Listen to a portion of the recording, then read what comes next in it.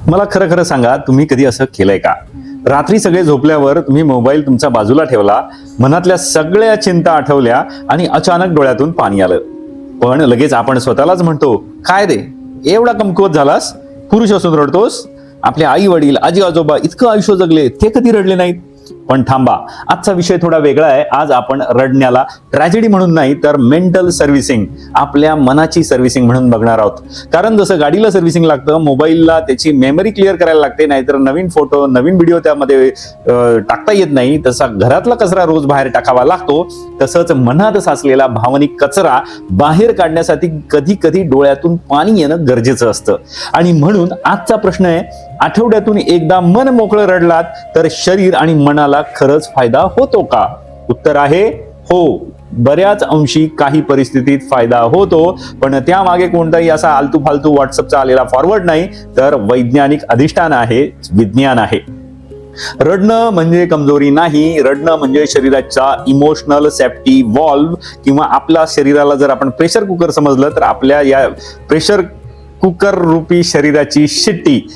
आपल्या महाराष्ट्रात एक भारी वाक्य ऐकायला मिळतं, अरे एवढ्या तेवढ्यावर रडतोस, मजबूत बन. पण खरं सांगू का, रडणं म्हणजे कमजोरी नाही. रडणं म्हणजे शरीरानं दिलेला सिग्नल आहे, मित्रा खूप प्रेशर जमा झालंय, आता ते थोडं रिलीज करूया. प्रेशर कुकरला शिट्टी नसती तर काय झालं असतं? घरातली भाजी नाही, कुकरच उडाला असता. माणसाचं मन देखील तसंच आहे.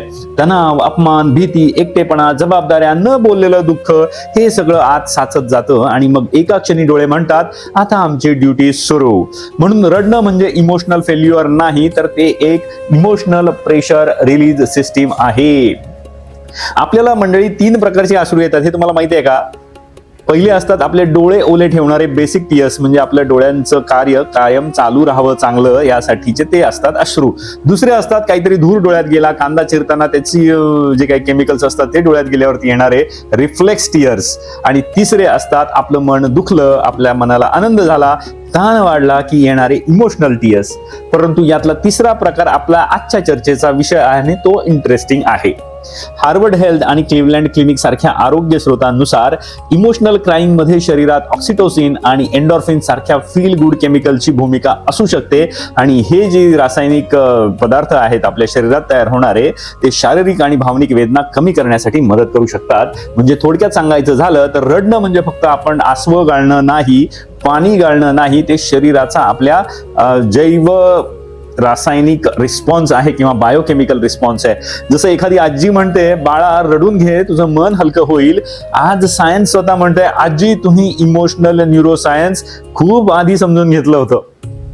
आपल्याला रडल्यानंतर हलकं का वाटतं? रडल्यानंतर अनेकांना असं वाटतं, अरे माझं मन हलकं झालं, अरे छातीवरचा दगड उतरला, अरे झोप चांगली लागली, माझं डोकं शांत झालं. याचं एक कारण म्हणजे आपली पॅरासिम्पॅथेटिक नर्वस सिस्टीम. आपल्या शरीरात 2 मोड असतात, एक म्हणजे फाईट ऑर फ्लाइट मोड, म्हणजे टेन्शन, धडधड, चिंता किंवा अलर्टनेस, आणि दुसरा म्हणजे रेस्ट आणि डायजेस्ट मोड, म्हणजे शांतता, विश्रांती, रिकव्हरी. काही संशोधनानुसार रडल्यानंतर शरीर आपलं जे आहे ते पॅरासिम्पॅथेटिक मोडमध्ये जाऊ शकतं, म्हणजे शरीर स्वतःला शांत करण्याचा प्रयत्न करतं. आणि काही रिसर्च पेपर असं सांगतात की क्राईंगचा आपण आपल्या स्वतःला शांत करण्याचा, सेल्फ सुदिंग आणि ऑटोनॉमिक नर्वस सिस्टीमचा संबंध त्याचा जोडला गेलेला आहे. आणि हे रडणं म्हणजे मनाचं एक रिस्टार्ट बटन असू शकतं. जसं मोबाईल हँग झाला की आपण काय करतो, रिस्टार्ट करतो, तसं मन हँग झालं की कधी कधी डोळे ऑटोमॅटिक रिस्टार्ट करतात आपल्या सगळ्या मानसिक आणि भावनिक दुनियेला.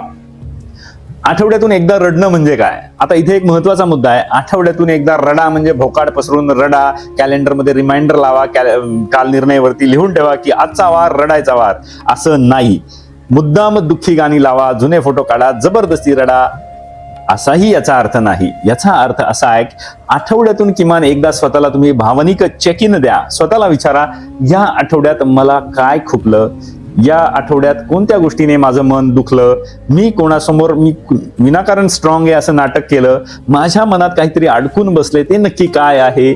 जर त्यावेळी डोळ्यात पाणी आलं तर ते अडवू नका. कारण आपल्याकडे समस्या अशी आहे, लोक गॅस सिलेंडरचा लिकेजला सिरियसली घेतात, पण ही मनाची अशी जी लिकेज सुरू होते तर ते म्हणतात काही नाही, सगळं ठीक आहे, अलबेल आहे. अहो, आतून ठीक नसताना वरून ठीक आहे म्हणणं, हेच तर सगळ्यात मोठं इमोशनल पोल्युशन आहे. रडण्याचे काय फायदे होतात? रडण्याचा पहिला आणि सर्वात महत्वाचा फायदा म्हणजे आपला होतो स्ट्रेस रिलीज. रडल्यानं आपला जो ताण आहे, तणाव आहे, तो कमी होऊ शकतो. पण ते काही जादूचं बटन पण नाहीये. काही लोकांना लगेच हलकं वाटतं, काहींना थोड्या वेळानं, काहींना रडल्यानंतर अजून थकल्यासारखं वाटतं. परंतु एका रिसर्चमध्ये एक महत्वाची गोष्ट दिसते, रडण्यानंतर मूड इम्प्रूव्हमेंट हा सोशल कॉन्टेक्स्ट आणि पर्सनॅलिटी आणि त्या क्षणाच्या भावनिक स्थितीवर अवलंबून असतो. म्हणजे सुरक्षित वातावरण, समजून घेणारी व्यक्ती आणि नंतरची शांतता महत्वाची असते. म्हणजेच रडणं फायद्याचं ठरू शकतं, पण कुठे आणि कसं रडतो हे देखील महत्वाचं आहे. जर तुम्ही तुमच्या बॉस समोर अप्रेझल मीटिंग मध्ये रडलात तर फायदा कमी आणि इन्क्रीमेंटचा सस्पेन्स जास्त तयार होईल. पण घरी, एकांतात किंवा विश्वासू व्यक्ती समोर मन मोकळं केलं तर शरीराला आणि मनाला एक चांगला छान रिलीज मिळू शकतो. दुसरा फायदा, इमोशनल डायजेशन. आपण अन्न खातो पण पचवलं नाही किंवा ते पचलं गेलं नाही तर त्रास होतो. तसंच आपण अनुभव घेतो. रोज आपण बाहेर फिरत असतो, लोकांशी बोलतो, लोकांचं ऐकतो, हे आपण सगळे अनुभव जमा करत असतो. पण ते इमोशनली डायजेस्ट केले नाही तर आपल्या मनाला देखील ऍसिडिटी होते. कोणीतरी चुकीचं बोललं आणि आपण हसलो आणि पुढे गेलो. कोणीतरी आपला अपमान केला, आपण म्हणालो सोड ना, तो तसाच आहे. घरात तणाव झाला, आपण म्हणालो माझ्यामुळं कोणी डिस्टर्ब होऊ नये. पण हे सगळं कुठे जातं? मनात. आणि मग रात्री अचानक काही कारण नसताना बेचैनी वाटते, सकाळी उठल्यावर एनर्जी नसते, छोट्या गोष्टींवर चिडचिड होते. कारण इमोशनल, आपली जी भावना आहे ती पचवलीच गेलेली नसते, आपली जी इमोशन आहे ती डायजेस्ट झालेली नसते. रडणं हा इमोशनल डायजेशनचा एक नैसर्गिक प्रकार आहे, एक नैसर्गिक पद्धत आहे. डोळ्यातून पाणी येतं, पण खरं तर आतून अडकलेले इमोशन्स किंवा भावना हलायला लागतात, त्यांना ते बाहेर पडायचं असतं. त्यासाठी अश्रू हा एक छान मार्ग आहे. तिसरा फायदा आहे, नात्यांमध्ये जवळीक वाढते. रडणं फक्त स्वतःसाठी नसतं, ते इतरांनाही सिग्नल देतं, मला मदतीची गरज आहे, मला समजून घ्या, मी आतून तुटतोय. मंडळी, रिसर्चनुसार रडणं हे तुमचे बंद जुळायला, बॉन्डिंग मध्ये मदत करू शकतं. कारण आपले अश्रू दुसऱ्या माणसात नॅचरली, आपल्या इन्स्टिंक्ट मध्ये आहे की ते एम्पथी किंवा दया भावना निर्माण करतात. दयेचा अर्थ चुकीच्या अर्थाने घेऊ नका. दया म्हणजे दुसऱ्याबद्दलची काळजी वाटणं हा सुद्धा अर्थ होऊ शकतो. त्यामुळे आपल्या घरी बघा, आई शांत बसलेली असते, कोणी विचारत नाही, पण तिच्या डोळ्यात पाणी आलं की घरातले सगळे अचानक अलर्ट होतात. काय झालं? कोण काही बोललं का? चहा करू का? मी आहे ना. म्हणजे अश्रू कधी कधी शब्दांपेक्षा जोरात आणि प्रखरपणे बोलतात. महाराष्ट्रीयन घरात तर एकदम टिपिकल सीन असतो. आई रडते, बाबा तिला पाणी देतात, पण स्वतःचा आवाज कडक ठेवतात आणि 2 मिनिटांनी शांतपणे म्हणतात, चल उद्या तुला माहेरी घेऊन जातो. हा आहे सायलेंट मराठी इमोशनल सपोर्ट. 14 फायदा, भावनिक प्रामाणिकपणा वाढतो. आपण सतत काही ना काही मुखवटे घालून जगत असतो. ऑफिसमध्ये कामाचा किंवा प्रोफेशनल मास्क, सोसायटीमध्ये सभ्य मास्क, व्हॉट्सअपवर किंवा सोशल मीडियावर हॅपी मास्क, इंस्टाग्रामवर सक्सेसफुल मास्क, आणि घरात मला काही फरक पडत नाही मास्क. पण आतला माणूस विचारतो, अरे माझं खरं स्वरूप काय? रडणं हा तो मुखवटा खाली उतरवण्याचा क्षण आहे. त्या क्षणी तुम्ही कोणत्याही प्रकारचा अभिनय करत नसता, तुम्ही एक माणूस असता. आणि हे खूप महत्वाचं आहे, कारण सतत स्ट्रॉंग दिसण्याच्या नादात अनेक लोक आतून इमोशनली नंब किंवा काय म्हणता येईल आपण त्याला, बधीर होत जातात. त्यांना दुःख वाटतं पण व्यक्त करता येत नाही, आनंद वाटतो पण पूर्ण अनुभवता येत नाही. आणि रडणं म्हणजे मनाला सांगणं, तुला जे वाटतंय ते चुकीचं नाही. 5वा फायदा, झोप सुधारू शकते. खूप लोकांना अनुभव आहे, मनसोक्त रडल्यानंतर चांगली झोप येते. का? कारण रडल्यानंतर शरीर शांत होण्याच्या मोडमध्ये येऊ शकतं. आणि काही संशोधनानुसार रडणं हे आपल्या शरीराला नॅचरली काम डाऊन, शांत करण्यात मदत करू शकतं. परंतु इथे देखील बॅलन्स महत्वाचा आहे. रडून झाल्यावर लगेच सोशल मीडिया स्क्रोल सुरू केला, रील शॉर्ट्स बघत राहिलात तर मेंदू म्हणतो, अरे मी आताच शांत होत होतो आणि तू मला रीलच्या या बाजारात परत ढकललंस. म्हणून इमोशनल क्राईंग नंतर 10, 15, 20 मिनिटं, अर्धा तास शांत बसा, पाणी प्या, खिडकीतून बाहेर बघा, दीर्घ श्वास घ्या आणि मग झोपा. कारण रडणं अधिक शांतता म्हणजे इमोशनल रिकव्हरी, आणि रडणं अधिक नंतर सोशल मीडियाचा भडीमार आपल्या मनावर म्हणजे पुन्हा इमोशनल ट्रॅफिक जॅम. पुरुषांनी रडू नये हा गैरसमज. आता हा सगळ्यात मोठा प्रश्न आहे, पुरुषांनी रडायचं का? आपल्या समाजात मुलांना लहानपणापासून सांगितलं जातं, मुलगा आहेस रडू नकोस, पुरुष कधीच रडत नाही, स्ट्रॉंग राहा. पण हा डायलॉग सिनेमात भारी वाटतो, जीवनात मात्र घातक ठरू शकतो. कारण पुरुष रडत नाही तसं नाही, पुरुष अनेकदा स्वतःला रडू देत नाही किंवा रडण्यापासून रोखतात. मग ते दुःख कुठे जातं? ते बनतं मत, कधी राग, कधी एक अशी भयान शांतता, कधी ते बनतं व्यसन, कधी बनते चिडचिड, कधी शरीर दुखी, ऍसिडिटी, बीपी, स्लीपलेसनेस अशा रूपात बाहेर येतं. म्हणून कोणत्याही आपल्या मुलांना, पुरुषांना, तरुणांना सांगू नका की तू रडायचं नाही. त्यांना सांगा रड, पण मग बोलूया नक्की काय खुपलं, काय दुखलं, तुला काय झालं. ही एक ओळ पुढच्या पिढीचा म्हणजे इमोशनल हेल्थ बदलू शकते, तेवढी ताकद त्यामध्ये आहे. आता येऊयात ज्येष्ठ नागरिकांकडे. ज्येष्ठ नागरिकांसाठी रडणं का महत्वाचं आहे हो? आपल्या गोल्ड एज ज्ञान परिवारासाठी हा मुद्दा खास महत्वाचा आहे. 60 नंतर माणूस फक्त वयानं मोठा होत नाही, तो आठवणींनी देखील भरत जातो.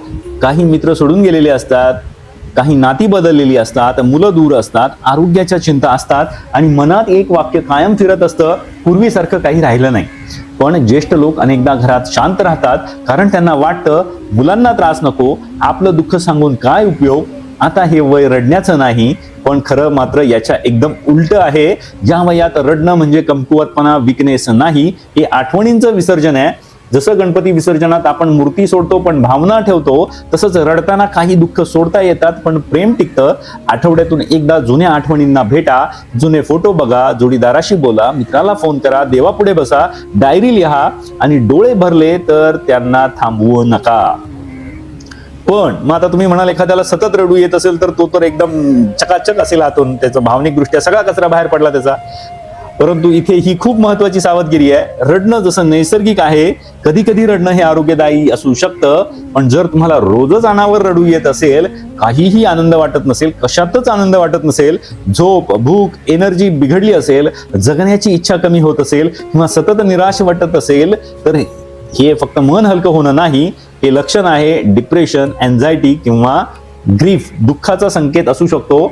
अशा वेळी कुटुंबांशी बोला, विश्वासू डॉक्टर, काउन्सिलर किंवा मेंटल हेल्थ प्रोफेशनलची मदत घेणं यावेळी गरजेचं आहे. कारण रडणं औषध नाही, तो इमोशनल सिग्नल आहे आणि सिग्नल दिसला की त्याकडे लक्ष द्यायचं, इग्नोर करायचं नाही. आता एक प्लॅन ऑफ ऍक्शन तुम्हाला देतो. तुम्ही दर आठवड्याची भावनिक साफसफाई कशी करायची, प्रॅक्टिकल भाग एकदम. आठवड्यातून एकदा इमोशनल क्लिनिंग करा. रविवारी सकाळी किंवा रात्री 20 मिनिटं स्वतःसाठी ठेवा किंवा कोणताही वार तुम्हाला जो योग्य असेल तो. मोबाईल तुम्ही सायलेंटवर ठेवा, टीव्ही बंद करा, आवाज गोंगाट येणार नाही अशा ठिकाणी, शांत ठिकाणी जाऊन बसा, कोणीही तुम्हाला डिस्टर्ब करणार नाही याची काळजी घ्या. आणि स्वतःला 3 प्रश्न विचारा. पहिला, या आठवड्यात मी कोणत्या गोष्टीनं दुखावलो. दुसरं, मी कोणती भावना दाबून ठेवली म्हणजे कसं, मला एखाद्याचा राग आला पण मी बोललो नाही, किंवा मला एखाद्याविषयी ममत्व वाटलं पण ते पण बोललो नाही. तिसरा, मला कोणाशी बोलण्याची गरज आहे. उत्तर लिहा आणि डोळ्यात पाणी आलं तर येऊ द्या. मग स्वतःला एक वाक्य म्हणा, मी कमजोर नाही, मी जिवंत आहे, मला भावना आहेत. आणि हे एक वाक्य खूप पॉवरफुल आहे मंडळी, कारण ज्याच्या डोळ्यात पाणी आहे त्याच्या मनात अजूनही संवेदना जिवंत आहेत. आणि संवेदना जिवंत असणं म्हणजे माणूस पण जिवंत असणं. मंडळी, महाराष्ट्रात पावसाचं एक वैशिष्ट्य आहे, तुम्ही बघितलं असेल तर लक्षात येईल तुमच्या. पहिला पाऊस पडला की धूळ खाली बसते, झाडं धुतली जातात, हवा स्वच्छ होते, मातीचा देखील मस्त सुगंध येतो. आणि मनातलं रडणं, मनातला हा पाऊस देखील तसाच काम करतो. डोळ्यातून पाऊस पडतो, मनातली धूळ खाली बसते, विचार स्वच्छ होतात आणि आतून एक हलकासा सुगंध येतो. चला आता पुढे जाऊया. म्हणून अश्रू म्हणजे फक्त पाणी नाही, तो मनाचा पहिला पाऊस आहे. म्हणून पुढच्या वेळी डोळ्यात पाणी आलं तर लगेच हातानं पुसू नका. पहिलं स्वतःला विचारा, हे अश्रू मला काय सांगत आहेत. कधी ते सांगतील तू खूप दमला आहेस, कधी ते सांगतील तुला प्रेमाची गरज आहे, कधी ते सांगतील तू अजूनही खूप गोष्टी मनात धरून बसला आहेस, आणि कधी ते शांतपणे सांगतील आता सोडून दे. रडणं म्हणजे हरणं नाही, रडणं म्हणजे मनाने स्वतःची साफ सफाई सुरू केलेली आहे. आणि आठवड्यातून एकदा जसं घर झाडता, कपडे धुता, मोबाईलची मेमरी क्लिअर करता, मग मनाची मेमरी क्लिअर करायला काय हरकत आहे बरं. डोळ्यातून आलेलं पाणी कधी कधी आपल्या आत्म्याला धुवून जातं मंडळी. जर हा विचार तुम्हाला पटला असेल तर हा व्हिडिओ त्या व्यक्तीला नक्की पाठवा जी सतत स्ट्रॉंग राहण्याच्या नादात आतून दमलीये, थकलीये. आणि लक्षात ठेवा, जे रडू शकतात ते तुटलेले नसतात, ते अजूनही जाणवू शकणारी किंवा संवेदना असणारी माणसं असतात. मंडळी, व्हिडिओ आणि या व्हिडिओतला विचार पटला असल्यास तो लाईक करा, जास्तीत जास्त शेअर करा. आणि आपण गोल्ड एज ज्ञान या चॅनलवर नवीन असाल तर नक्की सबस्क्राईब करा. धन्यवाद.